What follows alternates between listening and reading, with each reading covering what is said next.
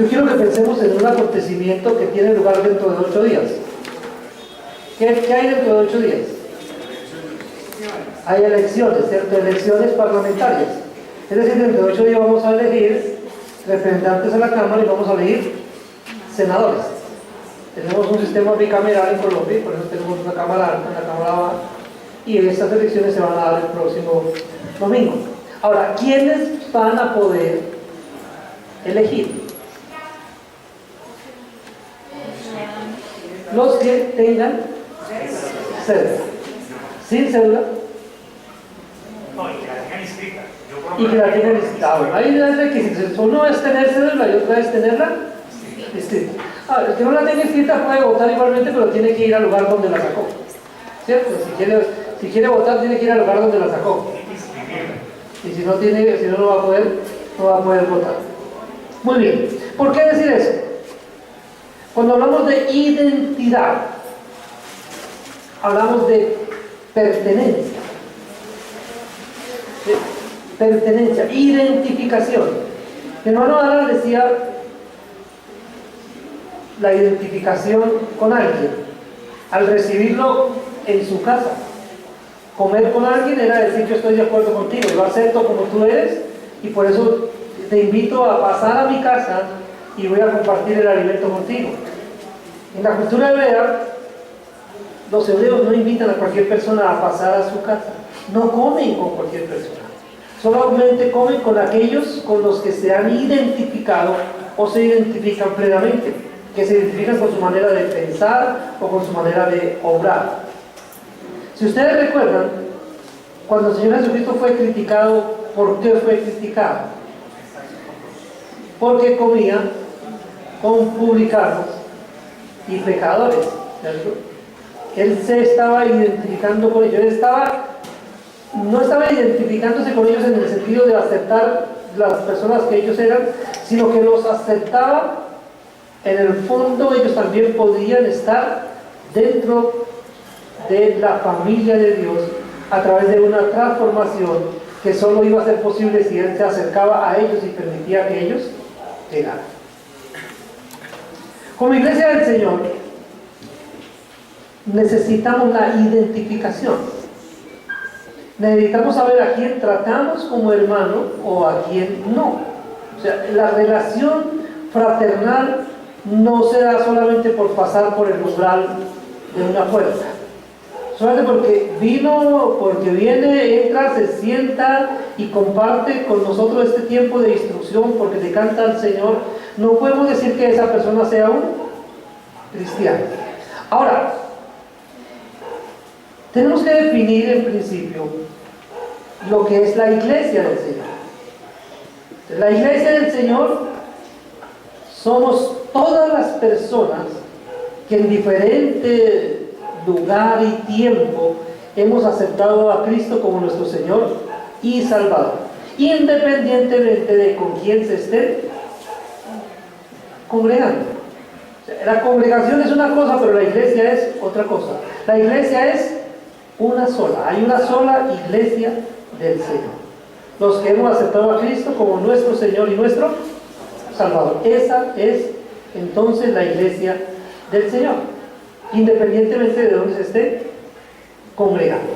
Ahora, dentro de esa definición de iglesia, entonces debemos decir que a todos los que hemos aceptado a Cristo como Señor y Salvador, debemos recordar la palabra de Juan el Bautista. Cuando el Señor Jesucristo fue al Jordán para bautizar a Juan, para que sea bautizado por Juan, Juan el Bautista no quería bautizarlo. No quería bautizarlo. Pero el Señor Jesucristo le dice que era necesario, porque era la manera como Él iba a avalar las enseñanzas que Juan estaba dando. Pero la enseñanza, en el fondo, ¿cuál era la enseñanza de Juan? Era: arrepentidos porque el reino de los cielos se ha acercado. Cambien su manera de pensar. Entonces, cuando nosotros cambiamos nuestra manera de pensar y aceptamos a Cristo como nuestro Señor y nuestro Salvador, hay un acontecimiento que ocurre, que de hecho también tiene sus raíces allá. Juan el Bautista, cuando hablaba del Señor Jesucristo, decía: detrás de mí viene uno del cual no soy digno de desatar la correa de sus zapatos. Él os bautizará con Espíritu Santo y fuego. Está hablando de un bautismo diferente de este que estoy hablando yo esta mañana. O sea, esta mañana me voy a ocupar del bautismo en agua. Pero ese de que habló Juan el Bautista, que dijo que el Señor Jesucristo haría, que bautizaría con Espíritu Santo y fuego, estaba diciendo que el Señor Jesucristo iba a marcar, a identificar a quienes creyeran en Él. Y la marca que el Señor Jesucristo pondría en cada uno de los que creyeran en Él era o es el Espíritu Santo. Es decir, cada persona que ha aceptado a Cristo como su Señor y Salvador ha recibido de parte del Señor Jesucristo al Espíritu Santo, que ha venido para estar en la persona y acompañarlo todo el tiempo. Morará en vosotros, dijo el Señor Jesucristo. Entonces, bautismo del Espíritu Santo es lo que el Señor Jesucristo hace cuando envía su Santo Espíritu a las personas que hemos creído en Él. Eso es una cosa. Pero usted y yo no sabemos, ¿sí? Usted y yo no sabemos si la persona que se sienta a nuestro lado es un cristiano o no es un cristiano. Porque yo no sé sobre cuáles personas el Señor Jesucristo ha enviado su Santo Espíritu. Por eso Él determinó algo visible, un elemento visible que permitiera que reconociéramos a las personas que forman parte de su cuerpo. Y ese elemento visible que Él determinó es el bautismo en agua. Entonces, usted es colombiano porque nació en Colombia, tiene familia colombiana, vive acá, disfruta de todos los privilegios de ser colombiano, pero si no tiene una identificación como colombiano, nosotros, las leyes, las organizaciones, no lo van a poder reconocer como colombiano, a pesar de que ha nacido en el país. Usted necesita tener un documento que lo acredite como tal. Ahora, si usted quiere ser acreditado como un cristiano, usted debe ser bautizado en agua. Entonces, dejando claro eso, ¿cierto? Entendiendo lo que es la Iglesia Universal, que es una sola, entendiendo que hay dos bautismos, uno es el bautismo por el Espíritu Santo y el otro el bautismo en agua, entendiendo que el bautismo del Espíritu Santo es lo que el Señor Jesucristo hace con todos los creyentes, enviando el Espíritu Santo a morar en ellos.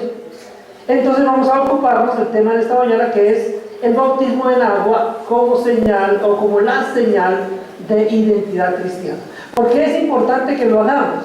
Porque es que resulta que hemos asumido un tipo de conducta muy liviana, a veces en lo que tiene que ver con el cuerpo. Y a veces no entendemos todas las implicaciones que tiene formar parte de un cuerpo.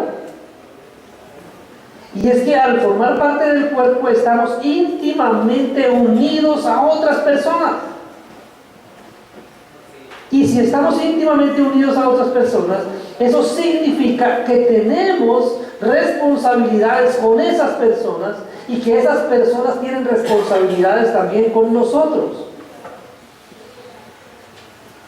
Algo que yo siempre hago cuando vamos con alguien a las aguas del bautismo, es decirle que en la iglesia no existe la vida privada.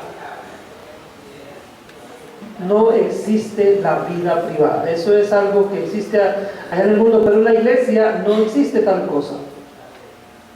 Es decir, cuando usted entiende que forma parte de su hermano, que forma parte del mismo cuerpo, usted entiende que su hermano tiene el derecho de meterse en su vida y usted también tiene el derecho de meterse en la vida de él. Lógicamente con los propósitos que Dios ha instituido para que lo hagamos. ¿Para qué nos metemos en la vida de nosotros? Hombre, de varias maneras. Y nos involucramos y nos metemos en la vida de otras personas para enseñarlos, para instruirlos. También nos metemos en la vida de otras personas para corregirlos, para exhortarlos. De hecho dice la palabra del Señor: si vieres a tu hermano cometer pecado, ve y repréndele, estando tú y él solos. Responsabilidad mutua. Cuidarnos mutuamente, cuidarnos del pecado. Entonces, mutuamente tenemos que servirnos de esa manera. Pero entonces ahí es donde viene la pregunta, ¿a quiénes o en la vida de quién se va a meter usted? ¿De todos los que se congregan acá? No. Aquí puede haber personas que han venido a congregarse, pero que no son cristianas. Sencillamente están viniendo porque quieren escuchar la palabra del Señor, porque quieren aprender de la palabra del Señor y están inquietas por esa palabra, pero todavía no hay una realidad evidente en sus vidas en que los identifique, o no han sido, el Señor Jesucristo todavía no los ha bautizado con su Santo Espíritu. Entonces por eso las personas vienen acá, pero todavía no podemos decir que son cristianas. Pero las personas que han experimentado en sus vidas el nuevo nacimiento, esas personas deben entonces proceder a bautizarse para que los otros los sepan y procedan a tratarlos como cristianos. Entonces, ¿a quién yo voy a exhortar? Al que ha dado testimonio de su fe en el Señor Jesucristo y se ha bautizado. Yo no puedo ir a exhortar a alguien que yo no sé si será cristiano o no. No puedo, yo no puedo. De hecho, es como si yo me fuera a meter en la vida de un hijo que no es mío. Voy a decir, voy a disciplinar a Esteban. No, yo no tengo autoridad sobre Esteban. ¿Quién debe hacerlo? La mamá, papá, tienen que hacerlo. Bueno, ¿cierto? De hecho, en la iglesia los niños a veces son inquietos y todo eso, se mueven y molestan. ¿Y qué es lo que uno hace? Trata de ir al padre y dígale a su hijo que por favor. ¿Sí? Cuando uno regaña al niño, ¿en qué se metió? Se metió un problema porque está regañando a alguien que no está bajo su autoridad. Entonces hay que tener mucho cuidado con eso. Entonces, ¿cómo sabemos si alguien forma parte de la iglesia o no forma parte de la iglesia?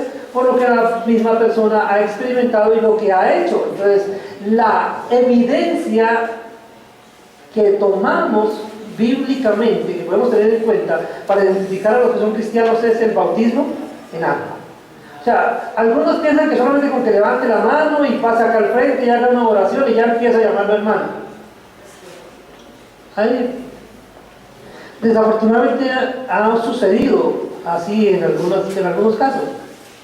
Pero no es el pasar al frente y hacer una oración lo que lo va a identificar como cristiano, sino el hecho de que vaya a las aguas para dar testimonio de fe en el Señor Jesucristo, siendo bautizado en el nombre del Padre, del Hijo y del Espíritu Santo.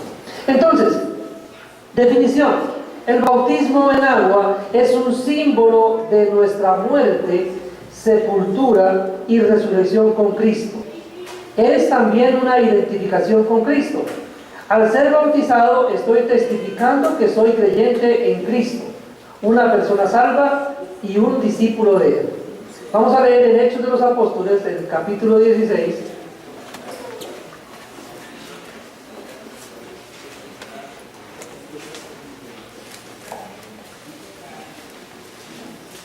Hechos 16, 22 al 40.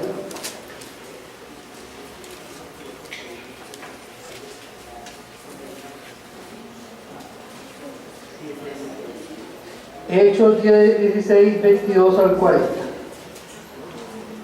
Dice esta historia: y se agolpó el pueblo contra ellos, y los magistrados, rasgándoles las ropas, ordenaron azotarles con varas. Después de haberles azotado mucho, los echaron en la cárcel, mandando al carcelero que los guardase con seguridad, el cual, recibido este mandato, los metió en el calabozo de más adentro y les aseguró los pies en el cepo. Pero a medianoche, orando Pablo y Silas, cantaban himnos a Dios, y los presos los oían. Entonces sobrevino de repente un gran terremoto, de tal manera que los cimientos de la cárcel se sacudían, y al instante se abrieron todas las puertas, y las cadenas de todos se soltaron. Despertando el carcelero, y viendo abiertas las puertas de la cárcel, sacó la espada y se iba a matar, pensando que los presos habían huido. Mas Pablo clamó a gran voz diciendo: no te hagas ningún mal, pues todos estamos aquí. Él entonces, Pidiendo luz, se precipitó adentro y temblando se postró a los pies de Pablo y de Silas.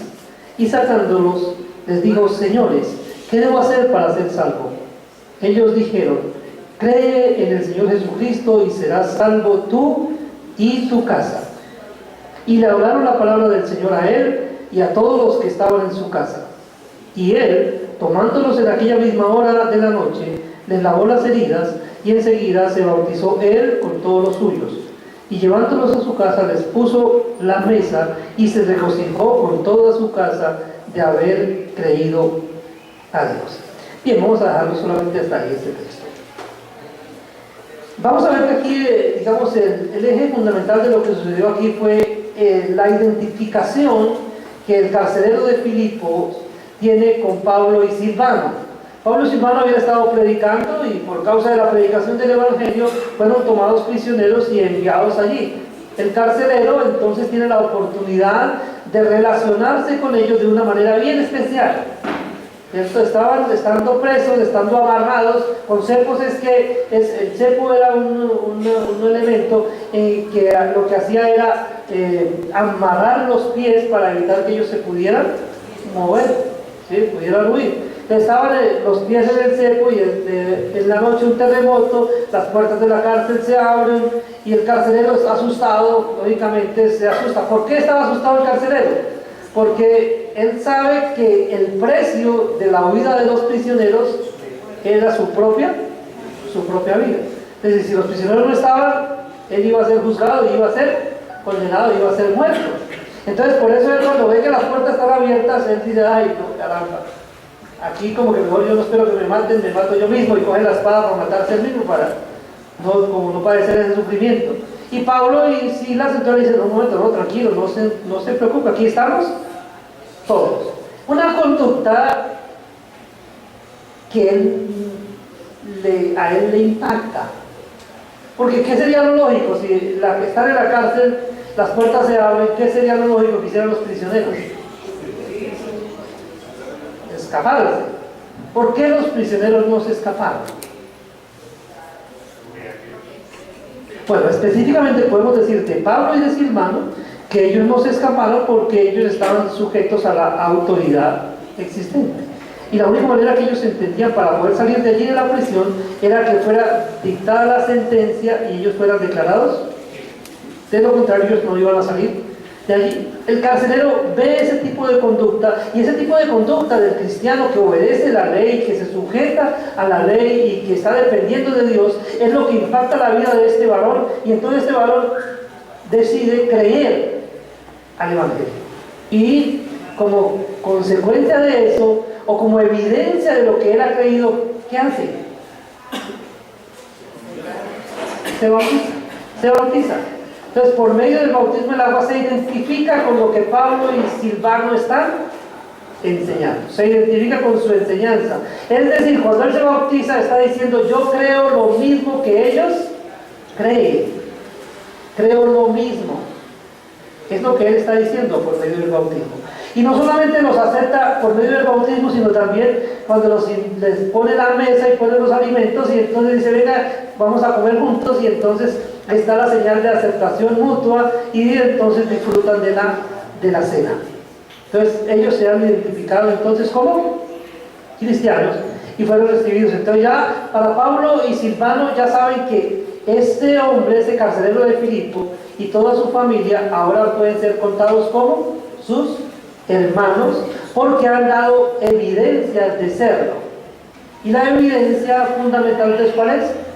El bautismo en agua. Muy bien, vamos a hablar solamente 4 punticos acá con respecto al bautismo. Vamos a hablar del primero, es que el bautismo forma parte de la gran comisión. Es una introducción muy larga. Ustedes quiere decir que vamos a estar predicando acá como unas 3 horas. Entonces, para que ustedes se relajen y lo disfruten. Entonces, el primer punto que vamos a trabajar esta mañana es que el bautismo en agua forma parte de la gran comisión. Para verlo vamos a estar leyendo en Mateo 28, versículos 19 y 20.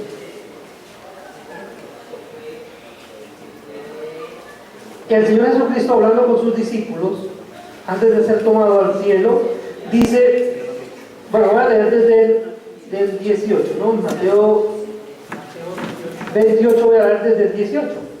Dice, y Jesús se acercó y les habló diciendo, toda potestad me es dada en el cielo y en la tierra. Por tanto, id y hacer discípulos a todas las naciones, bautizándolos en el nombre del Padre y del Hijo y del Espíritu Santo, enseñándoles que guarden todas las cosas que os he mandado, y he aquí yo estoy con vosotros todos los días hasta el fin del mundo. ¿Qué le está mandando el Señor Jesucristo a sus discípulos que hagan? Hagan discípulos, hagan seguidores. Ahora, ¿discípulos de quién? No eran discípulos de Pablo, no eran discípulos de Pedro, no, era ser discípulos de Cristo.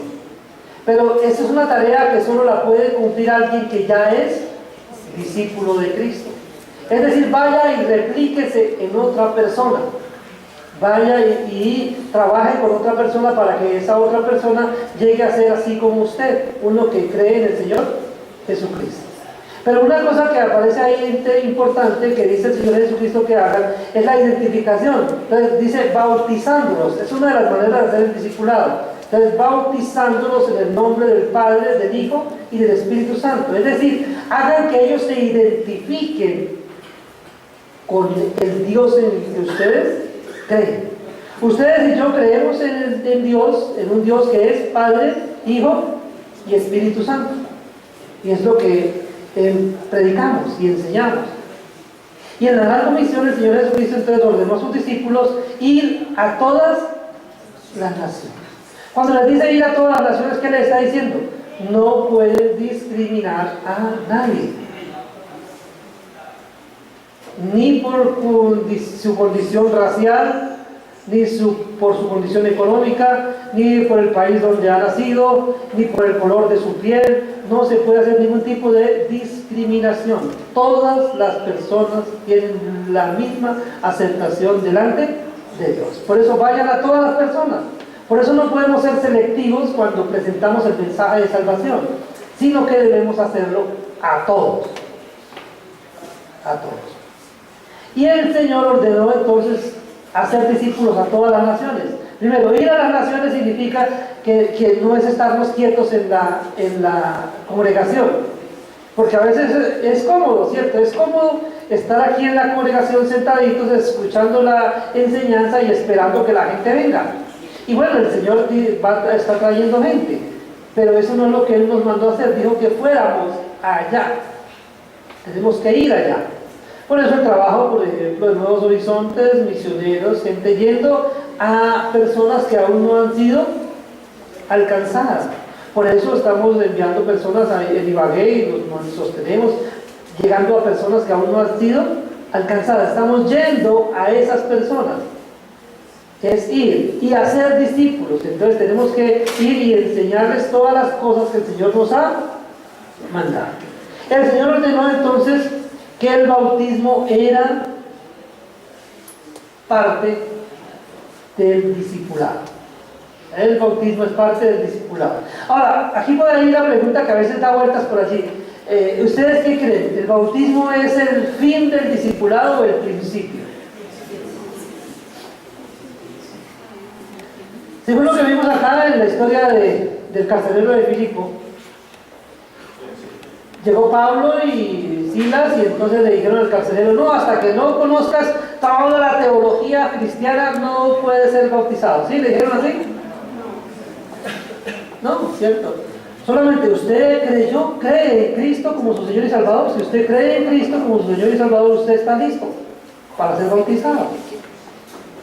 Entonces, si la persona ha aceptado a Cristo como su Señor y Salvador, debe ser bautizada, y ahí entonces empieza el trabajo de la enseñanza. Ahí empieza el trabajo de la enseñanza. ¿Por qué? Porque ahora esa persona ya puede entender. ¿Por qué puede entender?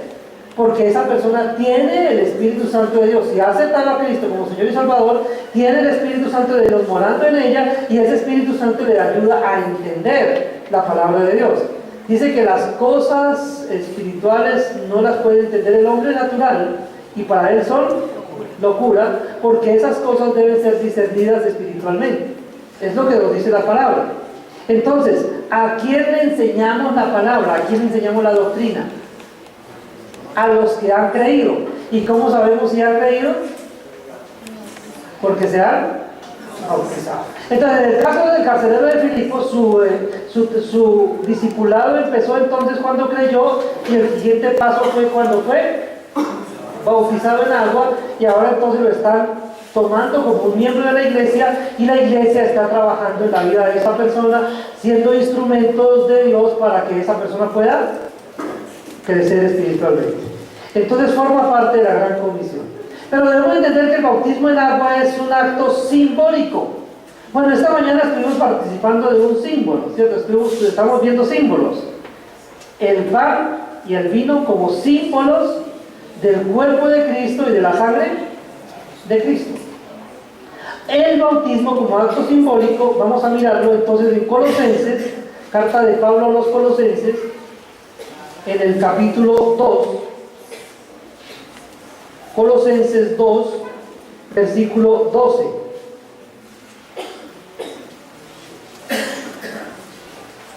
Dice Pablo: sepultados con él en el bautismo, en el cual fuisteis también resucitados con él, mediante la fe en el poder de Dios que le levantó de los muertos.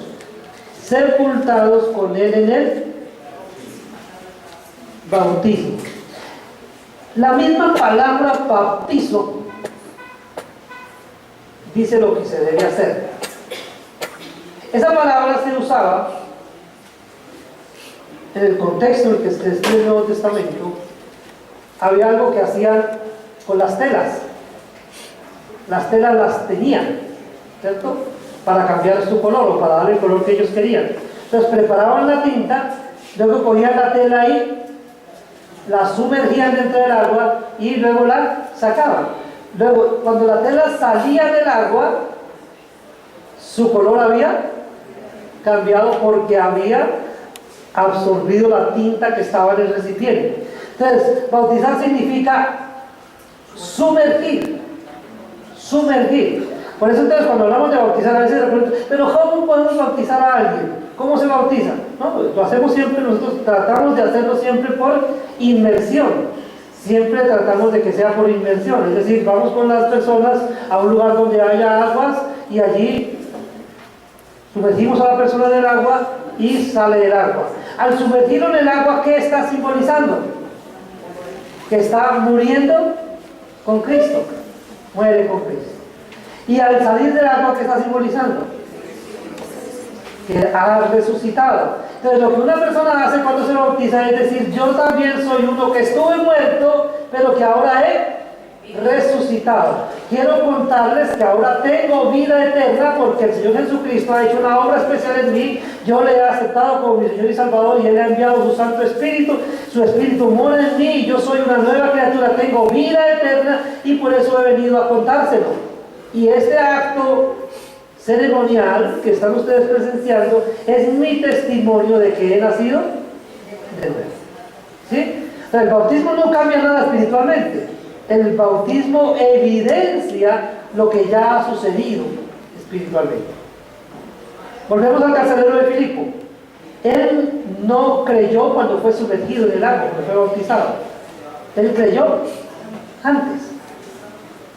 Y luego entonces fue bautizado, identificándose con nosotros, con los creyentes. Entonces es un acto simbólico que nos identifica con la muerte de Cristo. ¿Quiénes se acuerdan de memoria? Con Cristo estoy juntamente crucificado, ya no vivo yo, mas vive Cristo en mí. Lo que ahora vivo en la carne, lo vivo en la fe del Hijo de Dios, el cual me amó y se entregó a sí mismo por mí.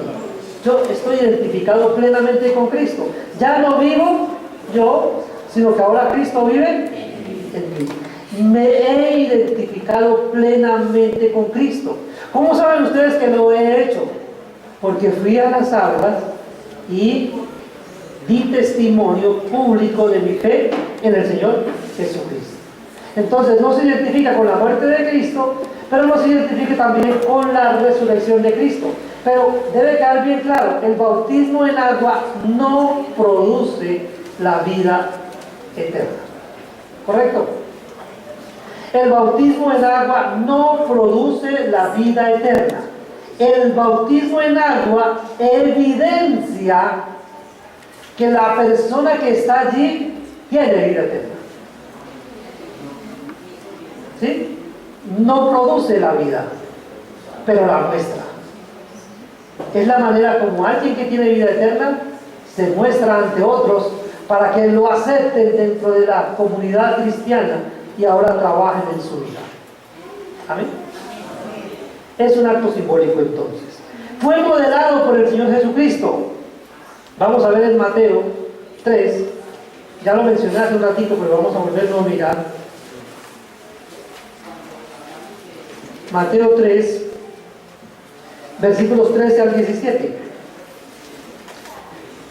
Entonces Jesús vino de Galilea a Juan al Jordán para ser bautizado por él.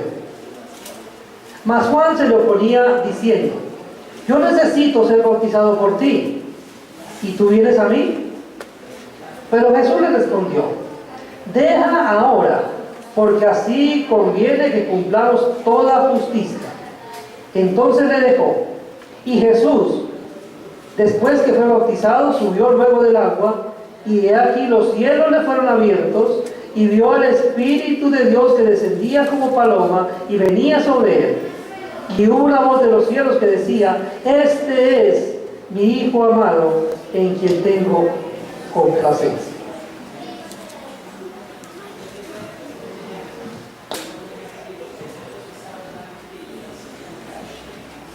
Lo he dicho en otras oportunidades, que hay momentos tópicos en la vida de un varón judío. El primer momento tópico con el que inicia la vida del varón judío es en su nacimiento, a los 8 días, cuando debe ser presentado en el templo.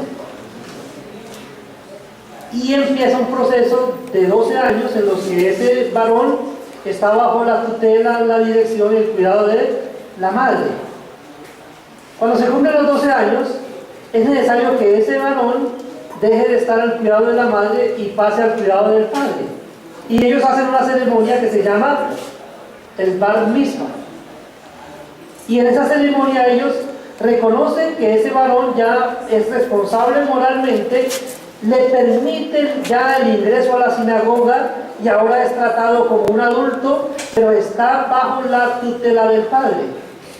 Y el padre se encarga entonces de instruirlo, de guiarlo, de enseñarle, hasta otro momento tópico en la vida de la persona, que es el momento de la adopción, que se da a los 30 años. A los 30 años, entonces, el padre de familia judío, que ya ha trabajado con su hijo durante 18 años, que le ha enseñado la doctrina, que le ha enseñado los negocios, ahora ¿qué hace el padre? El padre de familia toma el sello de la familia y delante de testigos le dice a su hijo: usted, lo que usted haga de ahora en adelante es como si lo hiciera yo mismo. Usted tiene la autoridad también dentro de la familia. A eso se le conoce como la adopción. El Señor Jesucristo fue presentado en el templo a los 8 días de nacido, recordamos allí a las personas que fueron testigos. Luego también a los 12 años, Él estaba en el templo y el Señor Jesucristo, cuando le pregunta, José y María le preguntan: bueno, ¿y qué estabas haciendo? ¿No saben ustedes que en los negocios de mi Padre me es necesario estar? Estaba al cuidado del Padre. Y aquí en este momento del bautismo, Él está en los 30 años. Y entonces cuando Él se identifica con lo que Juan está enseñando, porque Juan está diciendo: arrepentidos porque el reino de los cielos se ha acercado, entonces el Señor Jesucristo viene para decir: lo que Juan está enseñando, lo que Juan está diciendo es verdad. ¿Cómo hace el Señor Jesucristo para decir que lo que Juan está enseñando es verdad? Pues yendo y bautizándose en el bautismo de Juan. Al ser bautizado por Juan, Jesús está diciendo: lo que este hombre dice es, estoy de acuerdo con lo que este hombre dice, estoy de acuerdo con lo que este hombre dice.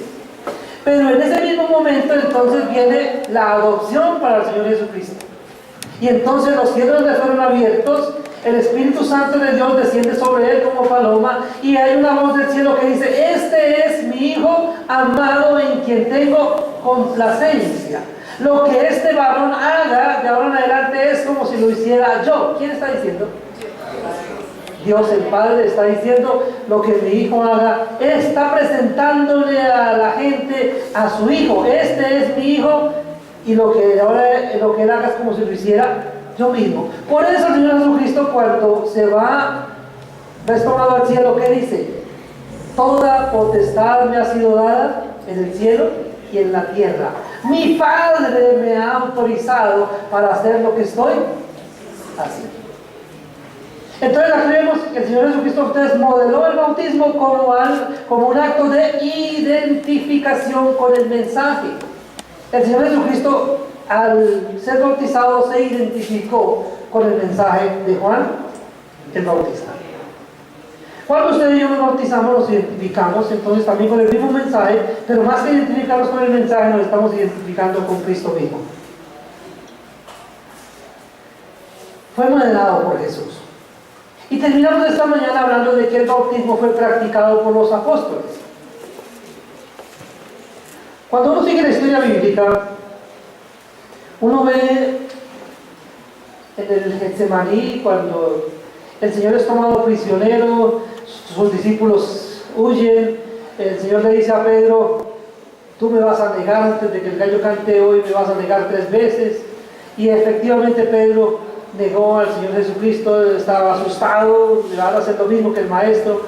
Pero días más tarde Pedro se levanta y da un sermón tremendo, ¿cierto? Un sermón tremendo. Un sermón que fue dado a quienes, o delante de quienes. Delante del pueblo judío. Pedro ese día estaba hablando con judíos. Y vamos a ver lo que estaba diciéndole a los judíos. Vamos a leer entonces ahí en Hechos 2, 36 al 42.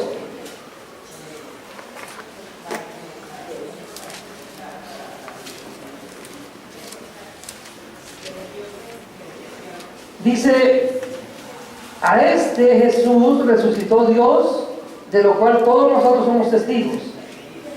Así que, exaltado por la diestra de Dios, y habiendo recibido del Padre la promesa del Espíritu Santo, ha derramado esto que vosotros veis y oís.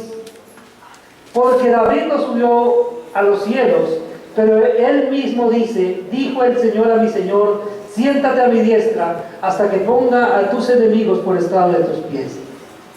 Sepa pues, ciertísimamente, toda la casa de Israel, que a este Jesús a quien vosotros crucificasteis, Dios le ha hecho Señor y Cristo.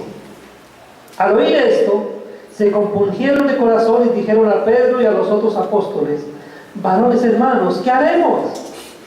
Pedro les dijo: arrepentíos y bautícese cada uno de vosotros en el nombre de Jesucristo para perdón de los pecados, y recibiréis el don del Espíritu Santo. Este versículo ha generado confusión porque ha sido descontextualizado y ha sido usado de manera equivocada. Algo que debemos tener claro como pueblo del Señor es que no hacemos doctrina con base en hechos históricos. Hay cosas que la historia nos cuenta que sucedieron, pero que no necesariamente tenemos que repetirlas. ¿Sí? Cuando Pedro confronta a los varones judíos, ¿qué tiene Pedro en mente? Él tiene en mente que ellos han aceptado al Padre. Él tiene claro, ellos aceptan al Padre. Ellos tienen una relación con el Padre y por años y aceptan esa relación y están tratando de vivir de acuerdo con esa relación. Ellos han aceptado al Espíritu Santo. Ellos saben de la intervención del Espíritu Santo, saben de la manera de hablar del Espíritu Santo. Pero ellos habían rechazado al Hijo de Dios.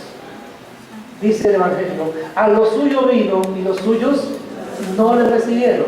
Mas a los que le recibieron, a los que creen en su nombre, les dio potestad de ser hechos hijos de Dios. Entonces, ellos necesitaban solamente identificarse con uno de los tres. porque ya se habían identificado con los otros dos.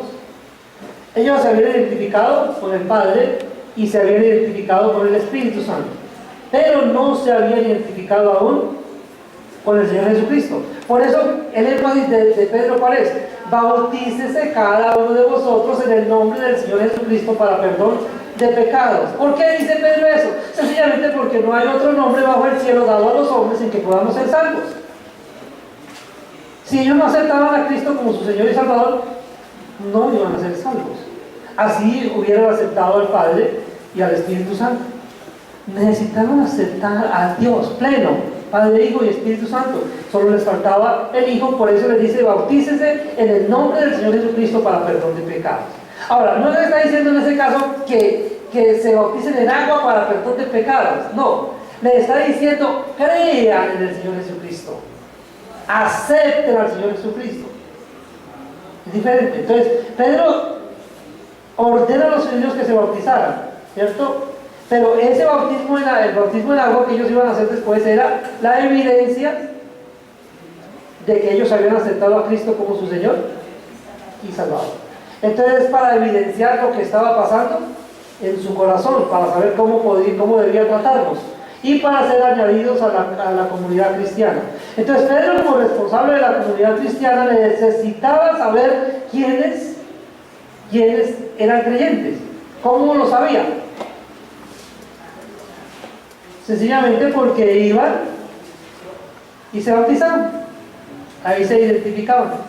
Pero notemos en el trasfondo: primero se cree, después se bautiza. La persona no se bautiza para creer, sino porque cree, se bautiza. ¿Correcto? Pedro entonces ordenó a los judíos que se bautizaran. Felipe bautizó a un etíope. Conocemos también la historia. Hechos 8, veamos 37 al 38. Felipe dijo: si crees de todo corazón, bien puedes. Y respondiendo dijo: creo que Jesucristo es el Hijo de Dios. Y mandó parar el carro, y descendieron ambos al agua, Felipe y el eunuco, y le bautizó. ¿Te acuerdas la historia? Dice que un etíope, funcionario de Candace, reina de los etíopes, había venido a Jerusalén a adorar. ¿A quién venía a adorar?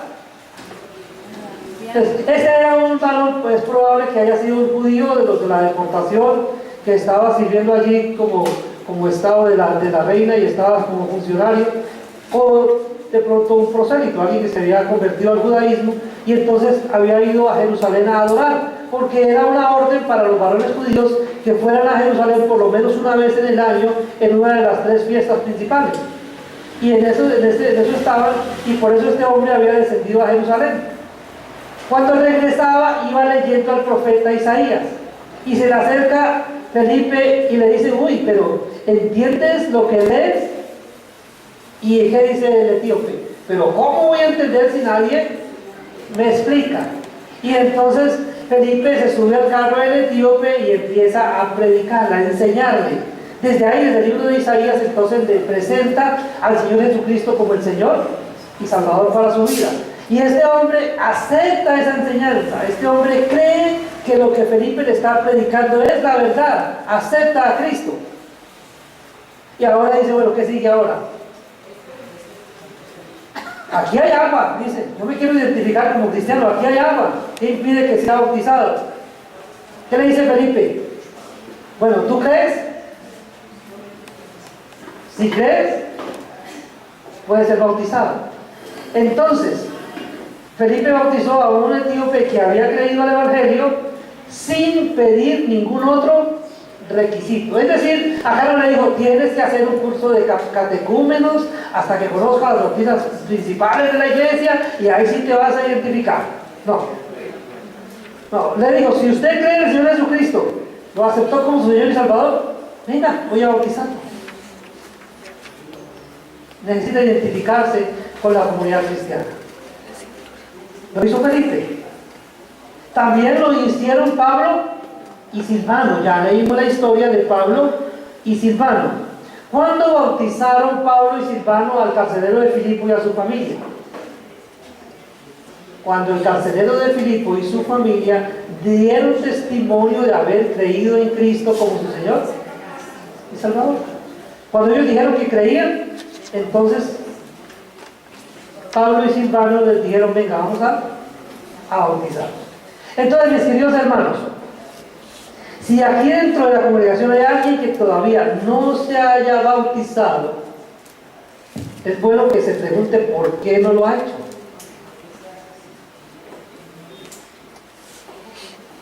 Yo sé que hay algunos que no se han bautizado porque no hemos programado bautismos, eso es otra cosa, ¿sí? Entonces, de hecho, vamos a programar bautismos en el corto plazo, en pocos días. Pero lo que no es concebible es que haya personas que por años se han estado congregando, que creen a la palabra, pero no se hayan bautizado. Esas personas estarían siendo desobedientes, porque fue ordenado por el Señor Jesucristo. Fue ordenado que las personas que creyeran se identificaran como cristianos para que fueran tratados como tales. Entonces, mis queridos hermanos, creo que hemos hecho una exposición amplia de lo que significa el bautismo, para que nos quede claro y podamos presentar esta doctrina a cualquier persona que nos pregunte. Tenemos los textos que podemos usar y tenemos la ayuda del Espíritu Santo que nos ayuda a explicarlo. Entonces, así resumiendo, cosas así muy fundamentales que deben ser tenidas en cuenta. El bautismo en agua no es para salvación. El bautismo en agua es un